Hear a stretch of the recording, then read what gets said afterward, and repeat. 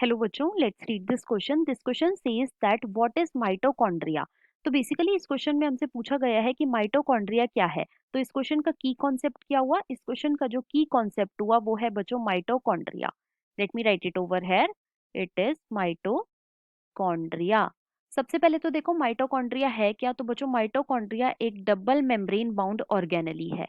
It is a membrane double membrane bound organelle, जो कि हमें यूकैरियोटिक सेल में देखने को मिलती है। ये हमें कहाँ देखने को मिलती है? ये हमें देखने को मिलती है बच्चों यूकैरियोटिक सेल के अंदर, राइट। अब एक यूकैरियोटिक सेल के अंदर कितने माइटोकॉन्ड्रिया होंगे वो बच्चों डिपेंड करेगा सेल की फिजियोलॉजिकल एक्टिविटी के ऊपर। अब अगर मैं माइटोकॉन्ड्रिया की शेप की बात करूं तो बच्चों ये मेनली सिलेंड्रिकल होता है in shape. It is cylindrical in shape, और इसका जो डायामीटर होता है वो कितना होता है? वो होता है बच्चों अप्रोक्सीमेटली 0.2 से 1 माइक्रोमीटर तक।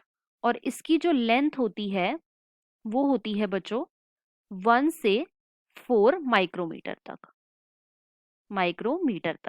राइट। अब क्योंकि जो माइटोकॉन्ड्रिया है ये एक डबल मेम्ब्रेन बाउंड ऑर्गेनली है, तो बच्चों इसकी एक आउटर मेम्ब्रेन भी होएगी और इसकी एक इनर मेम्ब्रेन भी होएगी। और इसकी जो इनर मेम्ब्रेन होती है बच्चों ये काफी ज्यादा इनफोल्डिंग्स बनाती है, इन फोल्डिंग्स बनाती है। और इन इनफोल्डिंग्स को हम बोलते हैं बच्चों crista. It is known as crista, right. अब देखो जो माइटोकॉन्ड्रिया है वो बच्चों एरोबिक रेस्पिरेशन की एक साइट है। It is a site of aerobic respiration, aerobic respiration. और जो माइटोकॉन्ड्रिया है इसके अंदर बच्चों प्रोडक्शन होता है एटीपी का। क्या प्रोडक्शन होता है? एटीपी का। और एटीपी क्या है? एटीपी जो है ये बच्चों एनर्जी करेंसी है सेल की। तो इसीलिए हम माइटोकॉन्ड्रिया को बच्चों power house of the cell भी बोलते हैं। It is also known as power house of the cell. क्यों? क्योंकि यहाँ पे एनर्जी करेंसी जो कि हमारी एटीपी है उसका प्रोडक्शन हो रहा है। साथ ही साथ जो माइटोकॉन्ड्रिया है बच्चों इसके अंदर हमें सिंगल सर्कुलर डीएनए मॉलिक्यूल भी देखने को मिलते हैं। सिंगल सर्कुलर डीएनए मॉलिक्यूल भी देखने को मिलते हैं।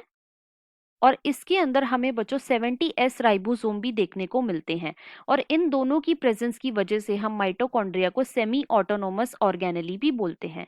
सेमी ऑटोनोमस ऑर्गेनेली भी बोलते हैं, राइट।